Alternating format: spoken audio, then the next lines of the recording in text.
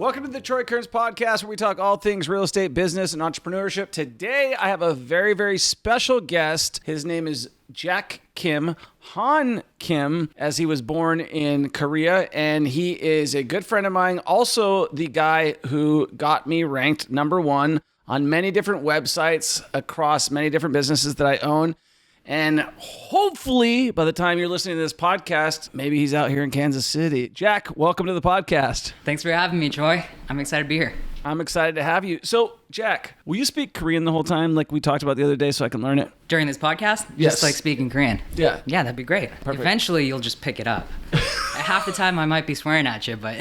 No, I'm joking a little bit, but I think it's so cool that you speak Korean. I know that you were born, that's your native tongue and everything like that, but one of the things I do want to learn other languages, and not a lot of people put any emphasis in that anymore, so I really do hope to one day maybe learn it or something like that. Is it a hard language to learn? Why not stick to Spanish, you know? Hablas español? Habla español? Sí? Sí? Tú? Más o menos, sí. Más o menos? Ah. So, Jack, tell us about where you're from, what you do, and what you've been up to lately. For sure. So I'm from Colorado. Well, I was born in Korea, like you mentioned. My parents moved to America when I was 6. Grew up in Colorado. Got into marketing and SEO and entrepreneurship stuff kind of in the same way. And then after that, I started my own business. And then I think I talked about it in the last time I was doing one of these podcast kind of things with you, where basically I reached out to you posted something on Upwork. Right. You know, looking for someone to help with your quick toe business in Vegas. You said, like, you thought I was a bot, but basically what I did... I still do.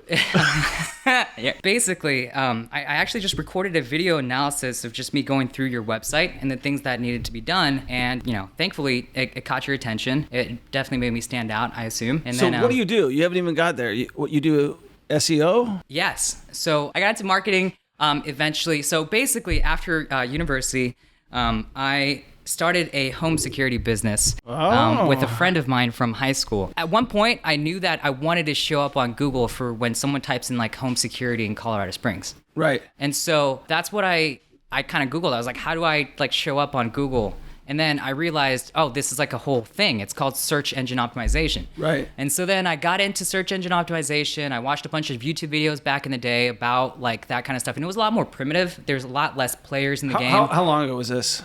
We're talking about like 2016, 2016. 2017. Yeah. So it was a number of years ago. Right. Not that long ago, guys. Not that long ago, but in terms of the SEO and algorithm game, a lot changes in 6 years for sure. Yeah. I remember when I first like even started hearing SEO, it was like probably in like 2005, 4-ish. And Yeah.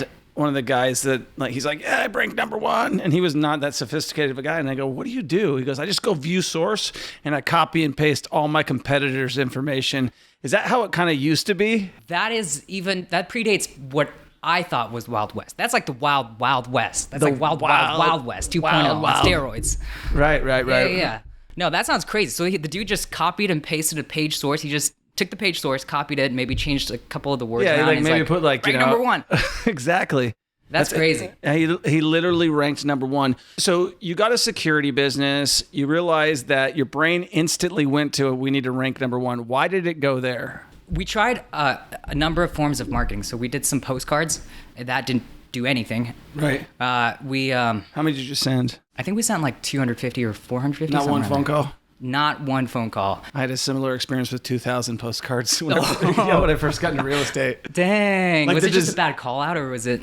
That's a good question. It's like, I remember putting so much time into like that postcard. It had like a bunch of dollar bills on it. And I sent it out to all these like apartment owners, like, are you tired of throwing your money away on rent? You know what I mean? I'm like, this postcard's going to hit. And then like spend all this money, all this time, all this energy, and then squatola. So you tried the same thing. It didn't work. And then your brain went to what? And so then I like looked into basically like marketing in general. And some of the other ideas that I had was like, you could do snail mail. You could do like lumpy mail where you have like lumpy stuff in it to catch their attention. Lumpy mail.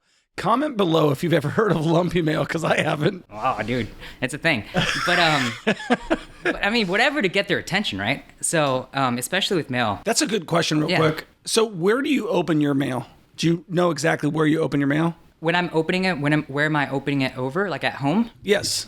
Are you standing over something when you open it, like a trash can? Oh yeah, yeah. Oh, I see where you're going. I see where you're going. Exactly, because like I'm not gonna have stacks of random I think things. everybody's doing the same thing when they're opening their mail. They're literally opening it over the trash can. And so, like you said, you've got to get their attention. Yeah. So you put lumpy mail in there, and they might open it. Exactly. So I think I generally understood like the idea of the principle of just like standing out from the crowd and how valuable it is. So Right. everyone generally understands that obviously standing out from the crowd is valuable. It's obviously better than not standing out from the Not crowd. always. Depends on who you are, right? I guess that's true. But I think I genuinely understood the value, how much value it could bring if you stood out from the crowd. So like lumpy mail and stuff like that, and doing research and finding out how to like rank on Google and stuff, it made sense to me logically that this was where you needed to put your attention over postcards, over other things personally.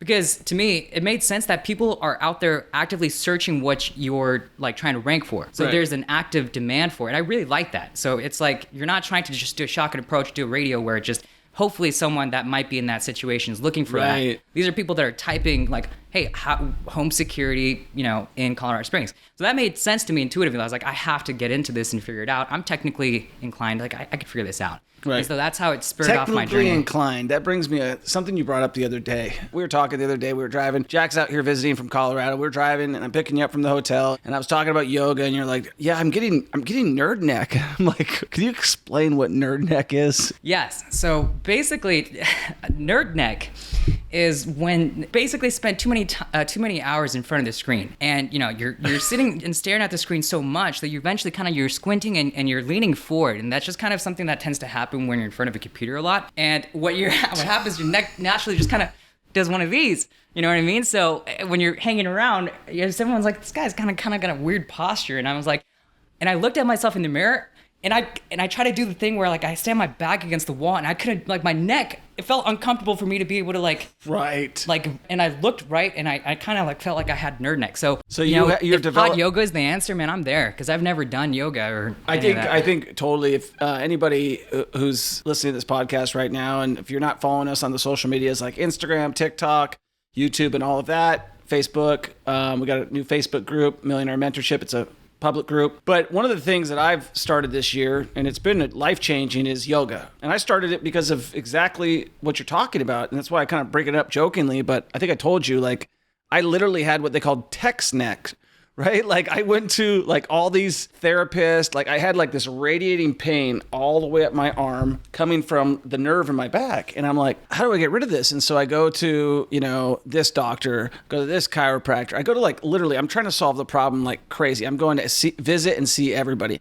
And finally, I go to the Thai massage place and they give me a deep tissue massage and it fixes it. And I realized that to solve the problem, like you talked about, like it's the posture because you're constantly looking down at your phone or doing it in an awkward position or whatever, that I needed to get involved in the solution of the process or involved in the solution, right? Which was yoga. So I did a 30-day challenge in December. I tried to do 30 days in a row and I ended up doing like 23 or 24 or whatever it was. And I was like, wow, I can touch my toes. I can do all this crazy stuff that I was never able to do. And so then I just kept going and I've been trying to spread the wealth in terms of like helping people out because I think that like prior to having like text neck and you having nerd neck is I had bad ankles. I literally had ankle surgery. And right now is the first time, and I'm 44, that I can literally crouch down on my knees like a catcher and not have no pain or anything like that. And that never happened before. So I hope your nerd neck will get cured by our yoga session tomorrow.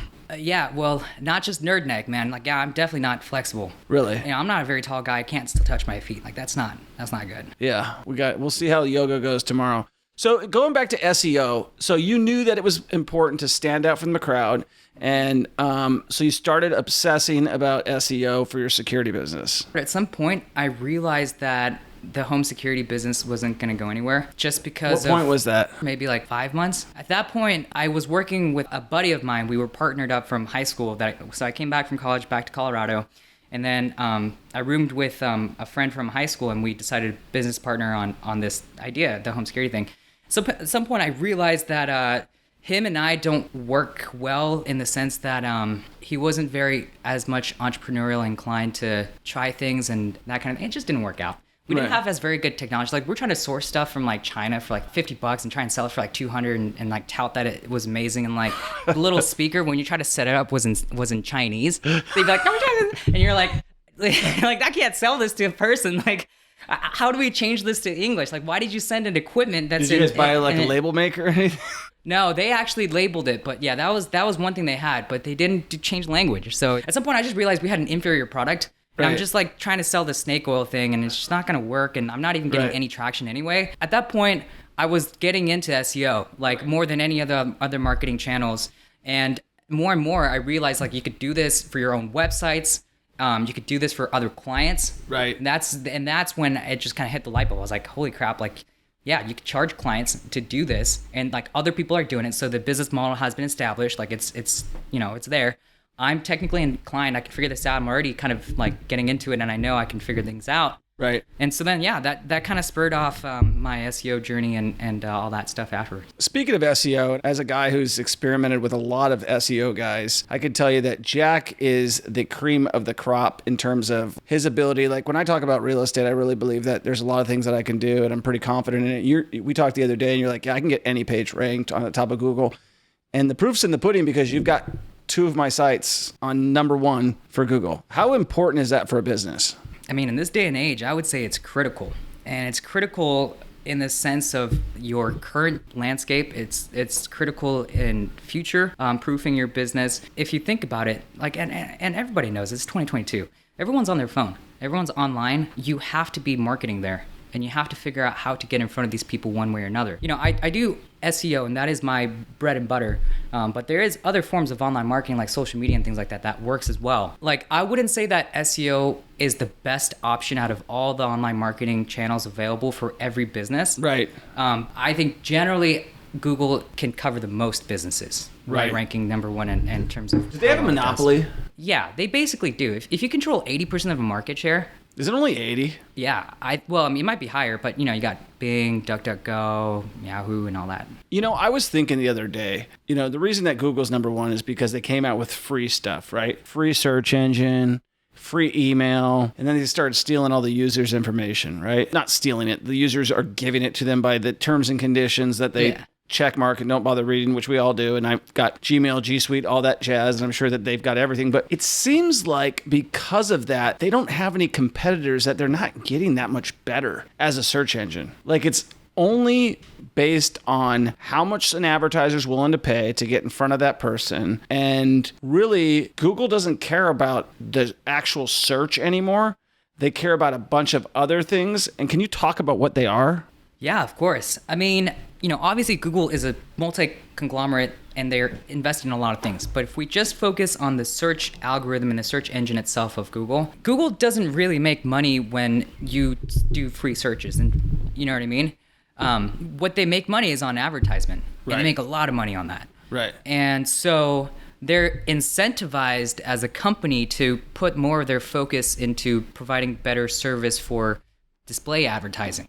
However, if everything that they showed was display advertising, no one would use the search engine, because why would you want to just look at the most paid listings on there as opposed to organically? Well, I guess it's almost like we've gotten used to being like, hey, paid advertising is one thing, organic's another thing, because sometimes, you scroll down, you skip the ad spot. But there used to only be one paid ad, and now there's like 4 on the top and 4 on the bottom. And like the meat is in between, right? There's the sandwich is all the ads. Yeah. That's changed so much lately. Like I remember when it was 2 and then it was 3, and I think it's 4 now, isn't it? You're right. It used to only be like 1 or 2, and it just only used to be at the top, and then they started adding it in the bottom.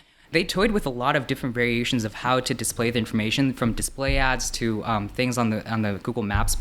You can have ads on there now, to just straight the amount of real estate one listing could have. Right. And they've also even tested like the amount of organic search results. So right now it's like 10, and I think that they're going to stick to 10. But I wouldn't be surprised if they start going more and more focused into paid advertising. The core aspect of the search engine, it has to still provide organic search results, because there just isn't enough businesses out there that are paying for every single query out there for everything that people search. So there has to still be organic search results at any point. And so they have to display that. Even if they make money off of the ads, any search engine has to somehow find a way to still provide the organic search results one way or another. So would you be, I know when we're talking, you're always in incognito mode on the phone. What is incognito mode for people who don't know? Yeah, it's when you just don't want to be found. The reason why I use incognito mode is because your search results are impacted by your user behavior. So if you visited a website multiple times and things like that, it'll show up higher. So just because I'm trying to get as much non-biased, I don't want to, just because I clicked on my client's website 3 times and I see that they're on the first page and no one else is seeing it on the first page, that doesn't make any sense. Obviously, I want to make sure it's objective and what other people see. So that's why I use incognito mode. Do you think incognito is really incognito? I mean, it's better than the regular browser. It's not perfect. No, I mean, do you think that they're actually not checking your behavior and watching what you do? Like, if you're not signed in, like, what data? Well, let's say you're signed in, but you can still sign in and go into incognito mode. Unless you sign in within incognito mode, you won't be signed into any Google profile. And that's what my goal is when I pull up incognito mode. Okay, so I do incognito mode because I just like to private browse because I know they're. Me too. Even when I'm on YouTube, I always go on incognito mode because I hate seeing like similar advertising come up. Just because I searched up how to teach a dog how to, surf. I don't want to see a bunch of like dog surfing or cause I don't have a dog, So why are you searching how to teach your dog how to surf then? I think I just saw some video. I thought that was so cool. How do people teach their dog how to surf? Really? That's crazy. Yeah, it sounds like something that is quite the pastime. If you're bored. Hey man, you know how many hours I'm in front of a computer. You got time, you search some weird things out there. That's true. So you mentioned a couple good points earlier. You said I think that SEO is one important thing, but it's definitely not the only important thing. Would you say that it's easier for a business to rank on like TikTok or Instagram or? That's a good question. I see where you're going with that. So I think at the crux of it, the question is what's easier to get results in one way or another? Correct. That is the crux of the question. Yes. What's the best bang for your buck? If you look at the studies, they say that SEO is the biggest bang for your buck. Google says that? No, it's a number of studies that I actually dug in, and I can't remember all the sites that I saw, but it was across multiple citation sources, and the numbers were similar. So I could believe it. But I mean, if you think about it, it makes sense. Unless you're not doing SEO correctly, you're not paying for every single click. You're not paying for that kind of stuff. And it's direct traffic relevant to what you sell, as opposed to things like TikTok and things like that. But it depends on the business. If you are a hairstylist or a barber, yeah, you definitely want to be on Instagram. You want to be on all the other ones. And SEO is just not as good in terms of results. Okay, I'm going to go back to a question that I didn't get to ask you. And the deal boils back to privacy. I'm a big privacy advocate. I feel like our privacy is being sold out, right? For lack of a better term, literally we're commodities at these points. We're users and you're seeing this across all platforms, not just Google, but you're seeing this with the airlines and you're seeing this with Uber Eats and you're seeing this with every single company that has a app or a website. They're wanting you to put more and more information in so they can gather more and more data so then they can sell it to somebody else. We're literally commodities now. Do you think that because of that, I would pay for a browser that didn't have any ads, that gave me the best search results? I would pay for that service that was similar to Google, right? Or whatever. It's a knockoff. It's a DuckDuckGo. It's a whatever. But the only thing I'm paying for is privacy, security, and the knowledge that nobody's looking over my neck. Yeah. I think that would be valuable, but I mean, would you pay for it? To be honest with you, I think it's gonna be really hard. Maybe there's some possibility in the metaverse with crypto and everything, and what's going on there, and how search is gonna look in Web 3.0. But I don't think there's gonna be some new search engine that can topple the results and the accuracy that Google does. They've got decades of just pure data and data mining and neural networks and things like that. And they have the smartest, brightest minds, working at these companies, and Google especially, man. I just don't see them being overturned as a better search engine results to a new company. I do. I actually do. I think Elon is secretly planning maybe not so secretly. I think he's the smartest guy of the bunch. And I think that, once you're in a Tesla and he knows all your habits from your Tesla, and then once you're on Twitter, once he revamps Twitter, and now you're competing with Google or you're competing with Instagram owned by Facebook, or you're competing with whatever. And then he goes after the search engines I don't think anybody can touch him, right? Like he's got to own all the satellites, right? What's the thing that he's doing right now where he literally is going to provide internet for anybody anywhere? Starlink? Yeah, Starlink. That's exactly what it is. So Starlink, I literally think Elon is going for the checkmate on the total control, total domination, total everything. Dude, I apologize for your viewers that might not be fans of Elon Musk, but this is just me, Jack Kim, voicing his opinion. I think that we're witnessing... If you guys do like Jack, please make sure you hit the subscribe button. If you don't like him, please make sure you hit the 5-star review button. And read more about Elon Musk, okay? But the thing is, I think we are genuinely experiencing a historical figure that that I don't think other generations potentially might ever be able to experience. We're talking about a person that's literally changing so many aspects of our world. For the better. And he's doing it the right way. Right. Like when you ask a regular billionaire, he goes, "Oh, I'm going to buy Twitter," it comes off as kind of like this just billionaire just trying to spend his money and flaunt, and he might have an idea, but it doesn't seem that great. Whenever I hear Elon Musk trying to tackle an issue, like it genuinely makes sense to me. Right, like when you hear about what was going on Twitter, like it just makes sense what he's trying to do. Open source the code, so there's no such thing as shadow banning or some kind of like weird algorithm. Everyone has access to the. Whoa, does that? Slow down there, internet guy. Okay. All right. Open source the code. For those of our who are not speaking code or are not programmers, what does that mean? Basically, like right now, Twitter, and this is the big beef that Elon Musk is going through as of today, where he's considering pulling out from buying Twitter, is that Twitter's algorithm for how they show results and things like that, they don't share. Does Google? No. Well, technically, almost no big companies really do. But Right. if you're a person that's trying to purchase a company, like that's a very key component of a social platform, right? But anyways, it's things like that. But you yourself as a user can see that like there were some issues because of the algorithm and like people were getting banned. It seemed like it was in a certain direction. I genuinely thought that was the case. And I think Elon Musk felt that way too. Right. And that's why he tackled the issue. It should be an open public forum where people can voice their opinions, but not be completely ostracized and kicked out of the public forum. He's trying to publicize the algorithm. So there's no shady things happening in the background. No one feels like they're being shadow banned for their opinions. Like, that's great.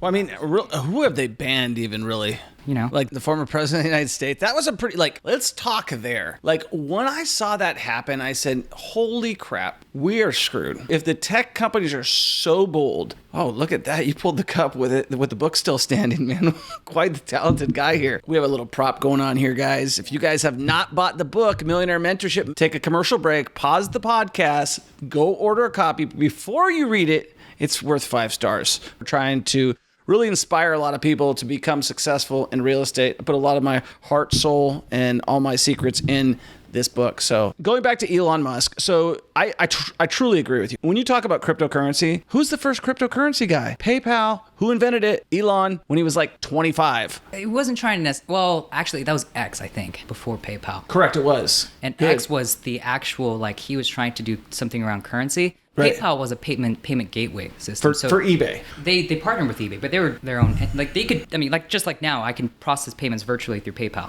Yeah, but let me take you back a step. So Okay. if you don't remember, so here's what happened. I'm a little bit older than you. Yeah. So PayPal was really put in place for eBay. The only thing that you were buying online was eBay. eBay was like the first I remember company. that. So what happened is he sold them to eBay, and then it became PayPal and eBay. And then about 8 or so years ago, maybe less, maybe a little bit more, Carl Icahn, who is an activist is I guess what they're calling it these days, but literally he goes in and he buys companies, stocks, to break up the companies and demand changes, change the organization. Basically, he flips a company, right? He's a billionaire who flips companies. So he looked at eBay. He's like, you got 2 separate companies here. You got PayPal and eBay. This one's not performing well. So he split it off. And that's when PayPal started becoming competitive again. Because for years and years and years, it was competitive. And then you got these companies like Square, who I talked about this on another video I did a long time ago, but Square, who I believe was created by Jack Dorsey, the owner of Twitter. Yeah, he's going back to Twitter.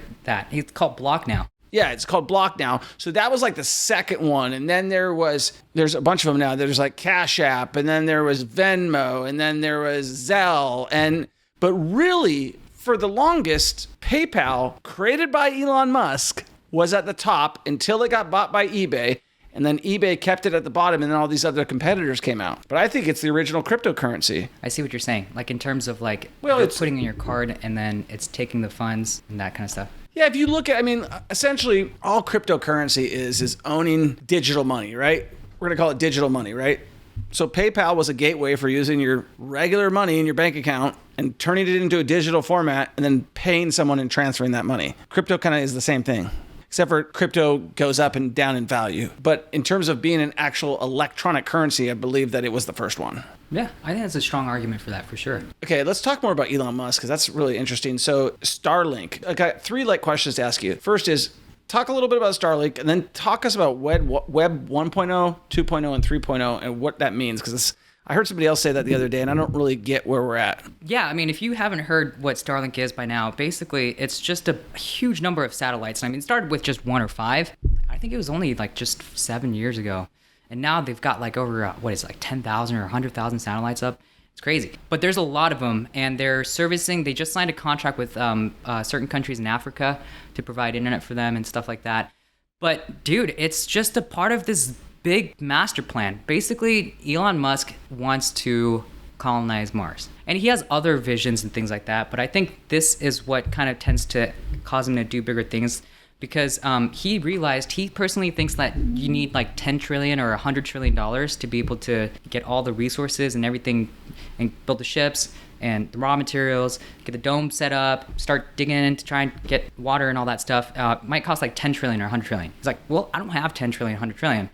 Tesla's not making enough money for us to get there in my lifetime. And SpaceX isn't going to do that. What other options do we have? Well, then he explores, he goes, well, Starlink. We can provide global internet, make a lot of money off doing that.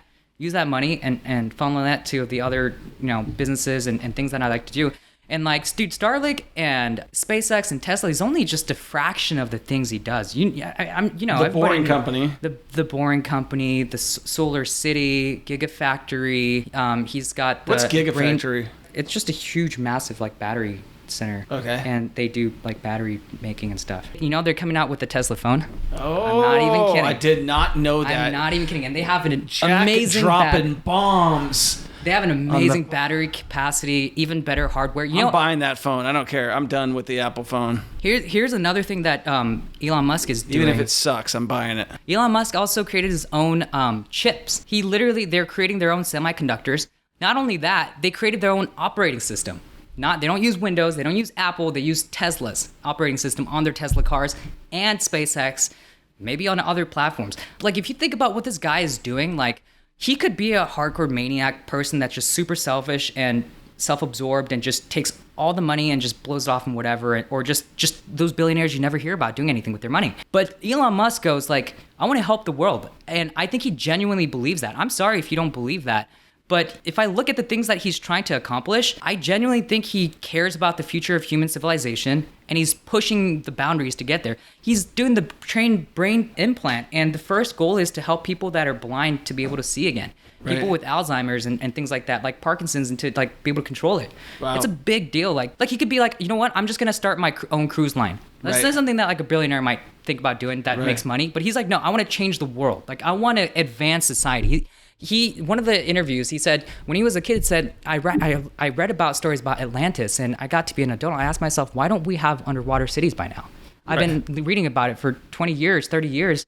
Why don't we have that? Why were we in the moon in the 1940 and haven't been in the moon ever since? And this man is manifesting all his like dreams and thoughts into the world, man. It's just amazing. He's definitely the most exciting guy probably since Steve Jobs. In my opinion, yeah. I mean, dude doesn't even own a house. He just slays with other people. Well, because he's working on a company. He literally sold all his houses. Like, he's just such a unique individual. Yeah, you can tell I'm such a. We could talk about that. It's not a good idea. If this is why I got my nerd neck, by the way. I'm just sitting here reading about Elon Musk all day. It's like Elon, Starlink. Elon, what's going on?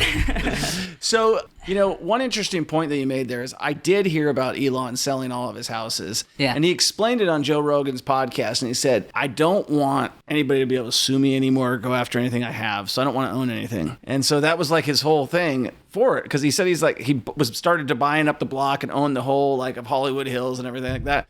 But he really bucks the trend too. Like the other thing he did the other day is he's like, if you want to work from home, that's fine. But you're going to have to put, yeah, you told me about that. What did he do? Yeah, he's just said, it's in his tweet. He's basically said like, you have to go into work and minimum 40 hours. That's what we require of our factory users. If not, you're free to leave. I mean, it's kind of interesting, this business model as well, because before there was like huge severances and things like that, and like whole thing if people left. But I think Netflix did it where they're like, we're changing our gears into shifting this. If you don't like it, then you can just quit. And that's essentially what Tesla did. He's like, look, this is what we're doing. You work 40 hours a week in person or. All right, so let's bring it back. Elon's taken enough of the podcast. Let's bring it back to reality here. We're not Elon. We want to be Elon. We'd like to hang out with Elon. If you want to come on the podcast, please subscribe first, and then you're going to have to send me a DM on Instagram, and we will definitely have you on the podcast. You'd be exciting to have. And if you guys know Elon, definitely share this video with him. So you're in SEO. If you were to give anybody advice about how to build their business right now, what would you tell them in terms of, a guy who's really involved in being on the computer and understands, you said you're very technology savvy and you understand how things work. What advice would you give somebody who's out there listening, maybe trying to start a real estate business, maybe trying to start like a wholesaling business, maybe trying to start any sort of business? What steps would you tell them to take? That's a great question. I would say first, do your initial Google searches to just get some information about the space that you're getting into. So like, let's say you're getting into wholesaling. Let's say you want to get into opening up a barbershop or, what have you. What I would do is just be good at searching Google and be very direct about what you're asking it. Just be like, is SEO good for a barbershop? And start doing your initial research so you educate yourself in what SEO is. Because when I sit here and I go, from an SEO perspective and marketing, like what's the best? Well, you first have to even understand SEO before you kind of think about what you're even going to do. So that's where I would start. Just do your initial research, get your information around it, figure out what other people are saying about SEO for the industry. And then if it sounds like it's a good plan, ask yourself if you have the money and resources to pay someone, if it'd be worth it for you to save that time and headache of not having to learn it. If you don't have the time and resources, then it is what it is. You're just gonna have to suck it up and learn it, implement, and go through the process. You got to have a website in this day and age. If you have a business and you don't have a website, you're really like playing the game with half your arm and leg tied behind your back. Like, why wouldn't you have a website in this day and age? And they're so cheap. If you want them to be cheap, they can be as cheap or as expensive as you want it to be. So there's no excuse for you to not have a website other than just being lazy, personally, I think. Right. Or you just have an absolute... Or lack of knowledge, right? But at this point, is it really a lack of knowledge? It's a good point. I don't know. Ignorance, maybe? At this point, if you're an ignorant business owner, are you going to really succeed anyway? No, you'll probably be swallowed up by somebody sooner or later, and you'll probably end up working like at Denny's or something like that. Exactly. So the people that are probably listening to this podcast and follow you are people that are on top of their game. They're the ones that are not like complacent. They're not the ones that are like, whatever about online, I don't really care, I'm set in my ways. They're trying to discover. They're trying to learn. They're trying to figure things out and get things executed in the best effective way as possible. Like, yeah, you can definitely grow a business. I'm sure someone watching here will be like, Jack, you don't need a website. I've grown my business to X point without a website. Sure, but what could you have done with the website? Like, what's stopping you from having a website and then from there doing everything else that you want to do? So, or all the inefficiencies of your business because you don't have a website, right? Yeah. Like if you're in the construction business and you're selling cabinets, and your people could go on there and look at all your cabinets, or they got to come into your showroom, which you got to have someone manage and be there. I mean, I know most people buy stuff these days online. I mean, they go to Amazon, they don't go into the store and try things on. They're like, if I don't like it, I'll return it. Yeah, exactly. So you need a website. Get a freaking website. If you don't have a website, you don't have any excuses. Jack just told you, it's not about lack of knowledge. It's about you're lazy. It's like a business card, basically. I want to take you off track again. You mentioned that Tesla's coming up with its own operating system. They already did. So how worried should we be that Microsoft and Apple and Google pretty much control all the operating systems except for now Tesla? Which other ones are there? Linux. Okay. Who uses Linux that you know? Developers, and if you're really hardcore about like customizations on your things and that kind of stuff. For an operating system, break that down for me. It's hot in here. Yeah. Well, listen, we don't have any AC, and we're still bringing the content to you, which means you definitely need to subscribe. And, we're both sweating, what in here, and it's fine. We're fine. Lights are glaring on us. A Jack's, little bit, we're going to be hallucinating, but we'll try and keep it together until then. yeah, we'll keep it together. So there's only 4 operating systems. Now there's going to be 5 with Tesla. Yeah, it's very limited. Yeah. How many internet users are there? Yeah, a lot. So, like, imagine going to Cheesecake Factory and there's 4 items on the menu. That's what you basically have, right? And the browsers are the same thing. Do you think, like, if the government's job is to protect the people, do you think they're doing a good job with internet? No, but they don't have control. It's like the ultimate. But they do have control. It's just like you said, they're just being lazy. They have the least control with internet than any other platform that's out there. Why? TV, radio, just because anyone can access any public information that's out there on the internet, and a lot of times radio, TV can be censored. It can be why can radio and TV be censored and the internet can't be? Because they might report to like a company that might have laws. I see what you're saying. Yeah, I'm saying that they can change it. They refuse to change it, and they're selling us as commodities. I mean, think about China. Does China have Google on lockdown? Yeah. Does North Korea have Google on lockdown? Right. I'm not trying to say we want to be China or North Korea. I'm saying that, like, rather than the government dictating what they're allowing and letting the people's voice be heard, they're listening to the technology companies. I see what you're saying. Yeah. That's another thing we could get into around government and policy, how what's going on these days, but that's another podcast. It's not a podcast. Let's bring it back. So if you are a business owner and you're trying to get ahead, now one of the reasons that we're going to talk about my website right now. So we have a couple websites. One of them, Sell Your House Fast, LV, Sell Your House Fast, KC, Sell Your House Fast, MS, and these are sites that are basically geared to people who are trying to sell their home fast and get an offer, right? And when they're searching for terms, I would then get that lead and then be able to possibly sell that lead, right? It's taken us a long time to rank on number 1, but now we're starting to get some activity. And the cool thing about that is for SEO, I mean, you told me from day one, it takes time, right? Just like real estate, it takes time for that to grow. Once you grow, it doesn't take that much to maintain. And you're not paying for every single click like you do with paid advertising. Right. Where there's one person or 1,000 people that click on it, you're not paying. Well, your competitors can click on you and click you right out of business. Yeah, they could do that with paid advertising. Could they do that and hire like a team off Upwork and say, hey, I'm going to pay you to start clicking away off a bunch of different... Can you throw an IP off? Like with a VPN? Yes. Or a proxy server? I know of them existing. I think they're called click farms, where they manipulate click-through rate data by having bots click through web pages. Also, for competitors and, bringing down their ads. Obviously, as if there's like a person from like India clicking on your links a bunch, Google their system internally can recognize that this is not a legitimate click and refund you the money or just kind of rerun it again. But with organic, yeah.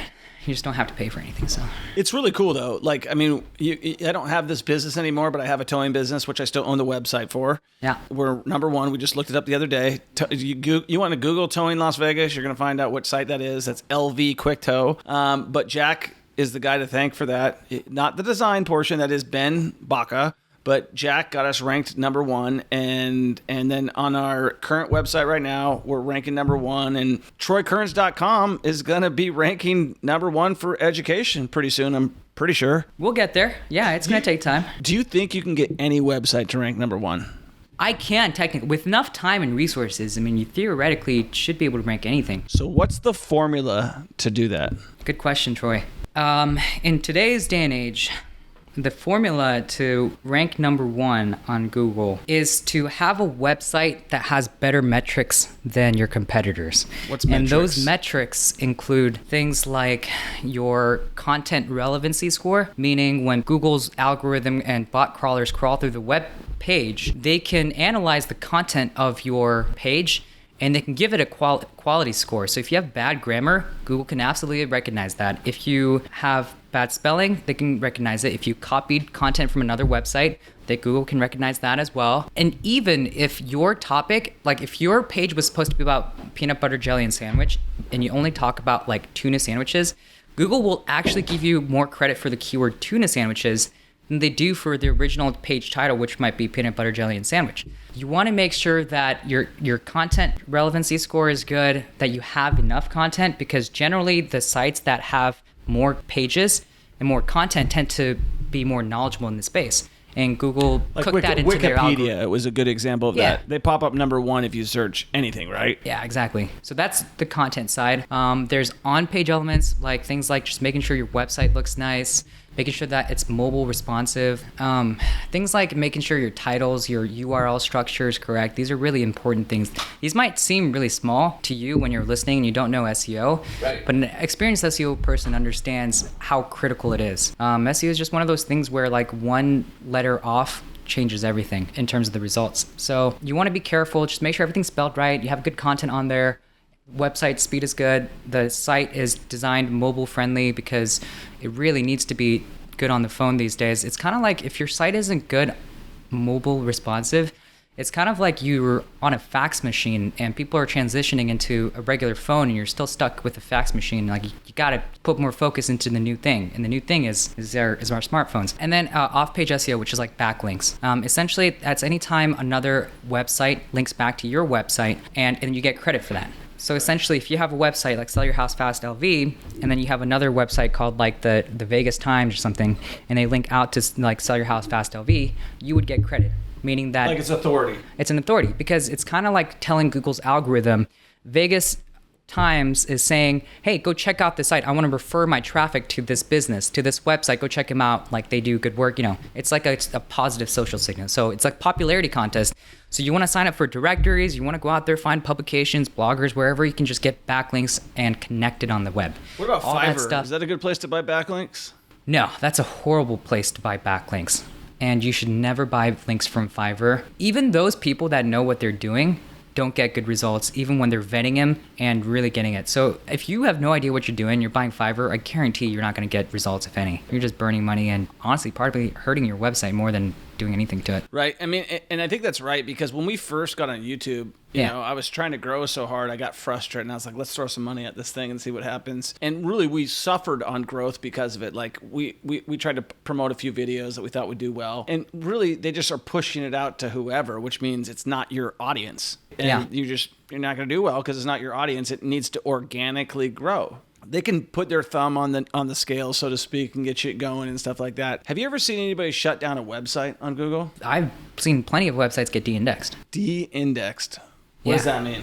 It means that like when you go on Google and you try to find the website in any shape or form, you won't be able to find it. You have to manually type in the address into the address bar. Like HTTPS. www or non-www and then, siteaddress.com. It will not show up on Google's algorithm. Really? Yeah. Why would they do that? They recognize it's a hacked site. They recognize that it's a super black hat SEO site where people were doing some really shady things to get on the first page. Well, what about like sites like Ashley Madison and stuff? Why do they continue to let those sites exist? And sites like OnlyFans. I mean, aren't those questionable things that Google would want to get rid of? True, but I mean, honestly, Yeah. if you look at the pure stats, like pornographic searches are some of the highest searches in Google out of any other category. Right. In fact, I think it is the highest. So the access to They're technically, I guess they're okay with porn, but they're not okay with black hat SEO.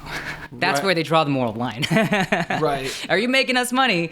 We don't care if it's adult content.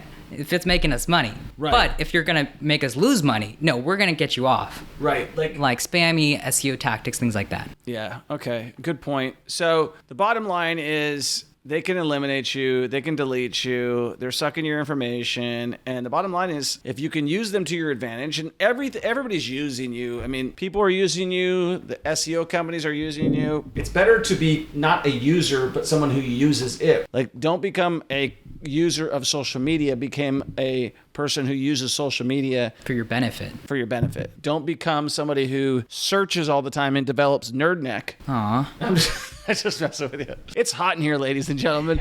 Hey, by the way, are you single? Are you eligible bachelor right now? It's a situationship. Oh, okay. So on your Facebook, does it say in a relationship now, or does it say? I've been single on my Facebook all my life. So it says it's complicated. So ladies, if you're looking for a super smart single guy in Kansas City, how do they get a hold of you, Jack? They can find me on my Instagram. It's Jack Kim SEO.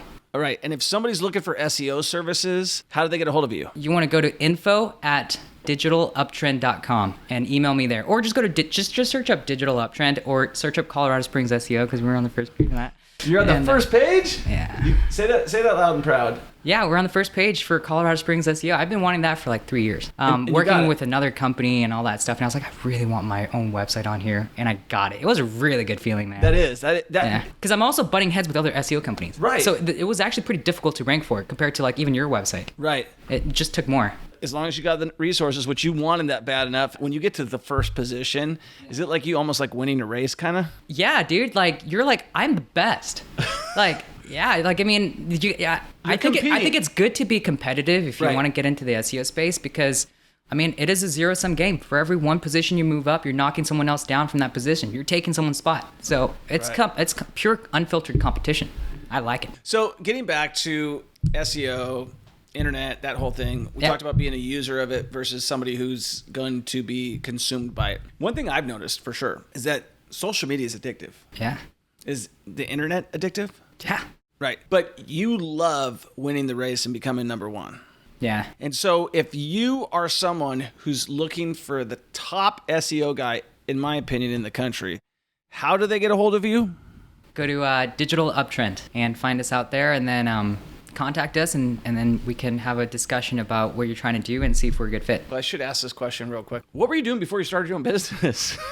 I was in school. So you're just fresh. Yeah, and then I did the home security thing and then I got into SEO. And do you see yourself doing anything else in the future besides SEO?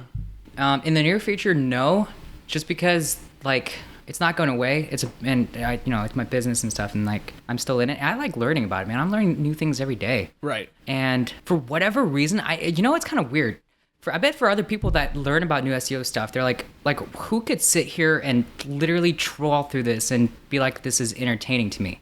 But just because the sheer amount of years I've done it, I think it just kind of like it forces you to be interested. Just like real estate. You might learn something new from real estate, but that's more interesting than like finding out that, I don't know, Tiger Woods made the hole-in-one recently or something. Right. Yeah, I think it's important. I think that you bring up a lot of good points. I think that if you guys are interested in investing in real estate, make sure you subscribe to the channel. If you're interested in the internet, make sure you subscribe to the channel. And if you like this podcast and you want to have Jack come back on, make sure you give us a 5-star review. We've really enjoyed having him. Every time you're in here, you're dropping knowledge. You're super wealth of knowledge. He's been in here, just to let you guys know, he's been in here since Monday. And it's Tuesday now, and he's been helping me with my education business and my real estate business. And truthfully, I'm trying to talk him into moving out to Kansas City and helping me run my company. And that's what we have on the agenda. So if you guys give us a 5-star review, maybe, just maybe we have a chance. He's a super smart guy. I'm privileged to know him. He's been a great friend, been a great partner in my business, and he's helped us grow. And I give him a lot of credit for that. I've never stuck with anybody in your space as long as I've stuck with you. I think we've been working together for 4 years now. Yeah. Am I one of your original customers? Yeah, you're up there. Like, I think you might be number 3. Number 3. I like that. Yeah. Not number 1, though. Is number 1 still around? He recently came back. He stopped and then came back. I've never quit, though. You've never quit. I never quit, Jack. I'm number 1. Okay. You're number 1 in my eyes, Troy. Did number 2 quit? Number 2 did not quit. They stayed on. So they stayed on too. Because there's no reason to quit. He's done great results. If you guys are interested in talking to him, you've got his email address. Anyways, appreciate you coming on the podcast. Thanks so much. We're going to go hit some golf balls. We'll talk to you guys later. Peace.